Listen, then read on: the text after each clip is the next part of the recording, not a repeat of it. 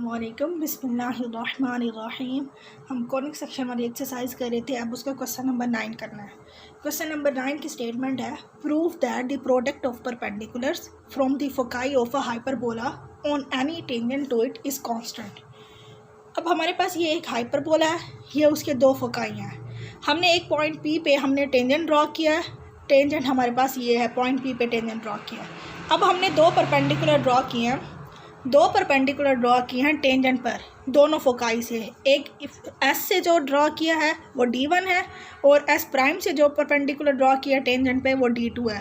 अब हमने प्रूफ क्या करना है कि D1 और D2 जो हम ये परपेंडिकुलर्स ड्रॉ किए हैं, इन दोनों का जो प्रोडक्ट होएगा वो हमारे पास कांस्टेंट होगा।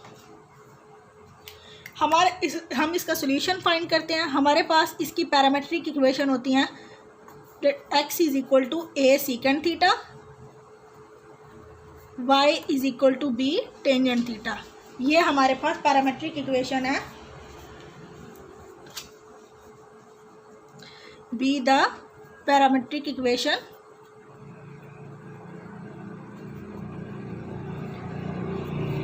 Of hyperbola. ये हमारे पास पैरामेट्रिक इक्वेशन है हाइपरबोला की। और D1 जो है हमारे पास, let D1 and D2 be the perpendicular distance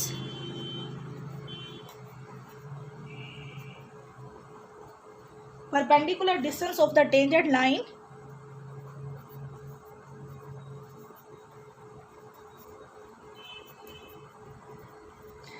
at point P to the foci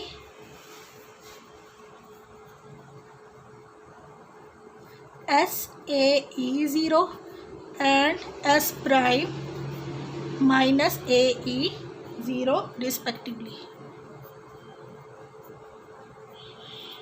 यानी कि हमारे पास जो है ये टेंजेंट लाइन का, ये हमारे पास टेंजेंट लाइन है। टेंजेंट लाइन का जो परपेंडिकुलर डिस्टेंस है दोनों फोकाई से, वो हमारे पास D1 और D2 है। या दूसरा हम ये भी कह सकते हैं, हमने S और S प्राइम से दो परपेंडिकुलर ड्रॉ किए हैं टेंजेंट लाइन पे, तो उन दोनों परपेंडिकुलर्स भी कह सकते हैं, और हम परपेंडिकुलर डिस्टेंस कह सकते हैं टेंजेंट लाइन का फ्रॉम द फोकाई, दोनों ही कह सकते हैं। अब हमने प्रूफ क्या करना है इसमें, ये सारा कुछ गिवन था। We prove that D1 D2 जो हमारे पास, जब इन दोनों डिस्टेंस परपेंडिकुलर डिस्टेंस को हम फाइंड कर लेंगे तो इनका जब हम प्रोडक्ट निकालेंगे तो वो हमारे पास कांस्टेंट आएगा। अब ये परपेंडिकुलर डिस्टेंस निकालने के लिए हमें एक तो टेंजेंट लाइन की ज़रूरत है, टेंजेंट लाइन की इक्वेशन की, क्योंकि परपेंडिकुलर डिस्टेंस हम तब ही निकाल सकते हैं किसी लाइन का किसी पॉइंट से जब हमारे पास पॉइंट भी गिवन हो और लाइन की इक्वेशन भी गिवन हो। अब हमारे पास दोनों पॉइंट्स तो गिवन हैं, लेकिन लाइन की इक्वेशन, जो टेंजेंट लाइन जिस लाइन का डिस्टेंस निकालना है वो उस लाइन की इक्वेशन नहीं है, यानी टेंजेंट की इक्वेशन नहीं है। तो हमें सबसे पहले टेंजेंट की इक्वेशन निकालनी होगी, फिर हम इन दोनों पॉइंट्स का S और S प्राइम का उस लाइन से परपेंडिकुलर डिस्टेंस निकालेंगे। तो टेंजेंट लाइन की इक्वेशन निकालने के लिए हमें पता है, इक्वेशन ऑफ टेंजेंट लाइन हमारे पास होगी, हमारे पास इक्वेशन ऑफ टेंजेंट लाइन होती है y minus y1 m into x minus x1। तो अब हमारे पास ये पॉइंट्स तो हमारे पास गिवन है, लेकिन हमारे पास स्लोप्स नहीं है। तो स्लोप हम कहाँ से निकालेंगे, ये जो हमें पैरामेट्रिक इक्वेशन हाइपरबोला की दी हुई है वहाँ से। तो अब हम इनको डिफरेंशिएट कर लेते हैं। अगर ये इक्वेशन 1 है, differentiating 1 with respect to theta, तो dx ओवर डी थीटा हमारे पास हो जाएगा a, सीकेंट थीटा का डेरिवेटिव होता है सीकेंट थीटा टेंजेंट थीटा। अब y का भी विद रिस्पेक्ट टू लेंगे, theta dy over d theta, तो b सीकेंट स्क्वायर थीटा हो जाएगा। तो हमारे पास स्लोप होती है, वो हमारे पास होती है dy बाई dx की। और अब हमारे पास dy बाई dx जो है, चेन रूल यूज़ करना पड़ेगा, तो वो हो जाएगा dy over d theta by dx। तो dy ओवर डी थीटा हमारे पास है b सीकेंट स्क्वायर थीटा, और dx ओवर डी थीटा हमें चाहिए d थीटा बाई dx, तो हम इसका रेसिप्रोकल ले लेंगे। तो ये आ जाएगा a secant theta tangent theta. तो अब ये सीकेंट थीटा से एक सीकेंट कैंसिल हो जाएगा, b secant theta over a tangent theta. ये हमारे पास स्लोप आ गई टेंजेंट की। फाइंड करते हैं equation of tangent line. Equation of tangent line, तो हमारे पास आ जाएगी x1 y1 हमारे पास है अब यहाँ पे a सीकेंट थीटा, y1 हमारे पास है b टेंजेंट थीटा, और जो इसकी स्लोप हमारे पास है वो है b secant theta over a tangent theta.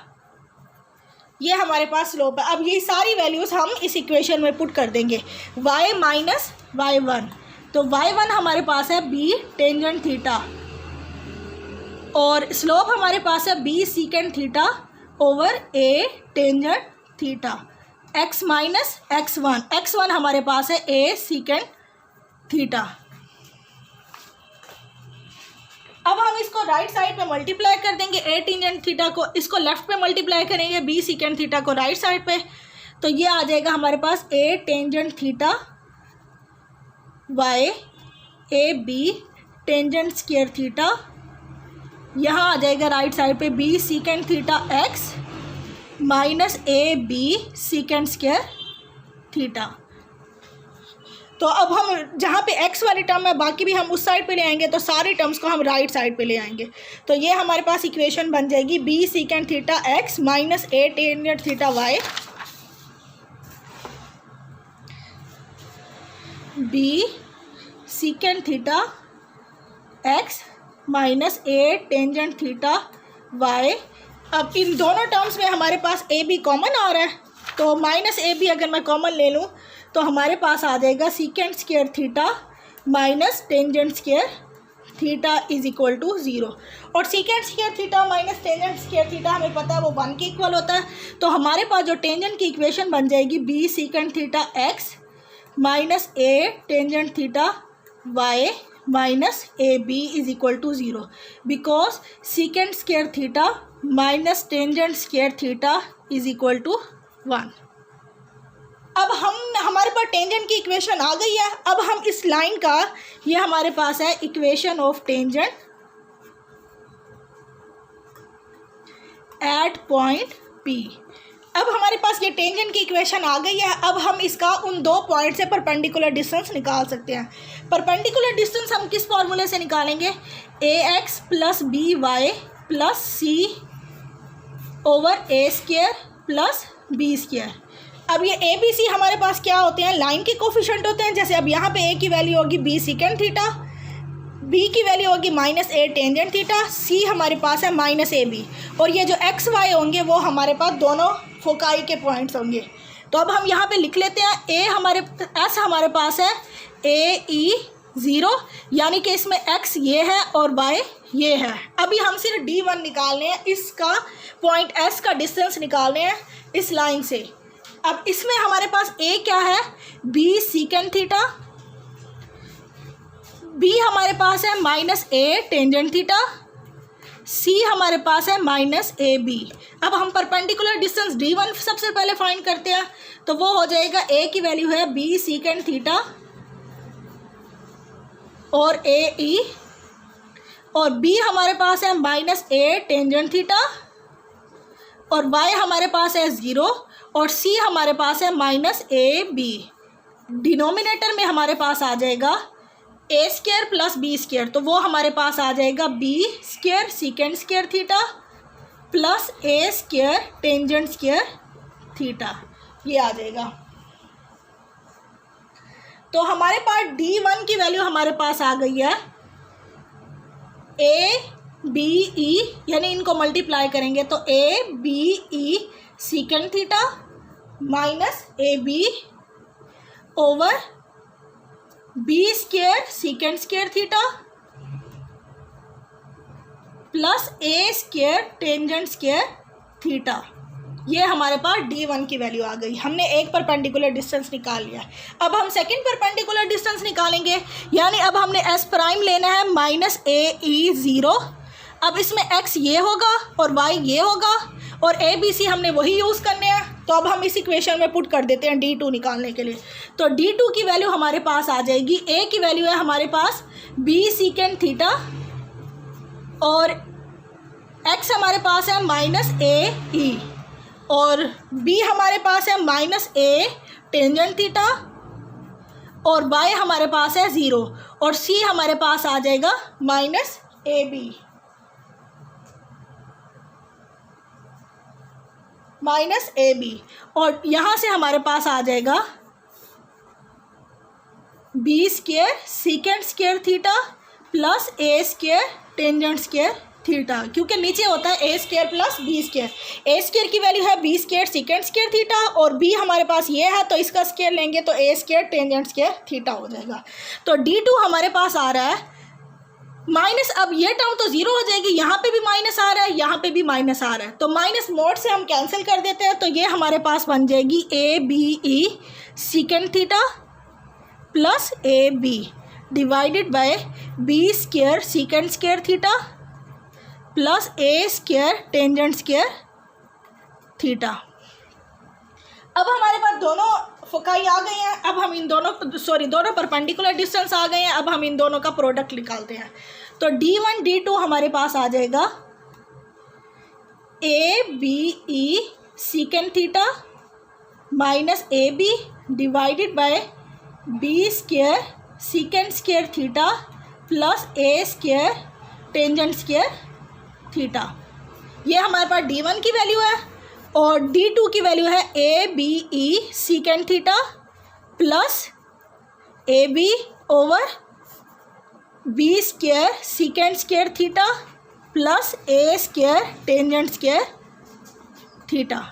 अब यहाँ हम नीचे हमारे पास दोनों टर्म सेम आ रही हैं, तो इसका स्क्वायर हो जाएगा, स्क्वायर से हमारे पास स्क्वायर रूट कैंसिल हो जाएगा, और ऊपर हमारे पास a माइनस बी और a प्लस बी वाला फार्मूला बन रहा है, तो यहाँ से हमारे पास D1 D2 आ जाएगा a square b square secant square theta minus a square b square के इक्वल आ जाएगा, और डिनोमिनेटर में हमारे पास आ जाएगा b square secant square theta plus a square tangent square theta. अब अगर मैं ऊपर से बी स्क्वायर कॉमन ले लूँ तो ये हमारे पास आ जाएगा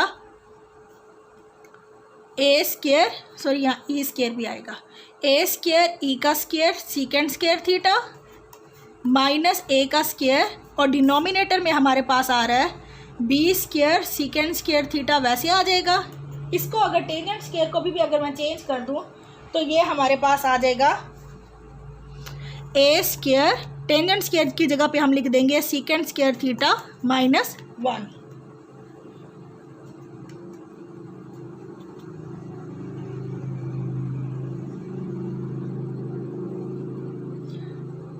अच्छा, और यहाँ हमारे पास बी स्क्वायर आ जाएगा ए स्क्वायर ई का square secant square theta minus a का स्क्वायर, और डिनोमिनेटर में वैल्यू आ रही है सीकेंड स्क्वायर दोनों में कॉमन आ रहा है, तो यहाँ आ जाएगा ए स्क्वायर प्लस बी का square secant square theta minus a का स्क्वायर।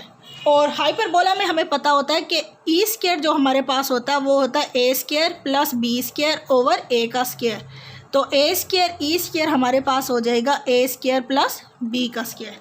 तो a square plus b square की जगह पे मैं वैल्यू पुट कर दूंगी ए स्क्वायर ई का स्क्वायर, तो ये हमारे पास इक्वेशन बन जाएगी D1 D2 हमारे पास बन जाएंगे b square a square e square secant square theta minus a का स्क्वायर ए स्क्वायर ई का स्क्वायर। हमने a square plus b square की जगह पे पुट किया है ए स्क्वायर ई का स्क्वायर, तो ये बन जाएगा सीकेंड स्क्वायर थीटा माइनस ए का स्क्वायर। अब ये दोनों वैल्यू सेम आ रही हैं, ये कैंसिल हो जाएंगे, तो D1 D2 हमारे पास आ रहा है बी स्क्वायर के इक्वल।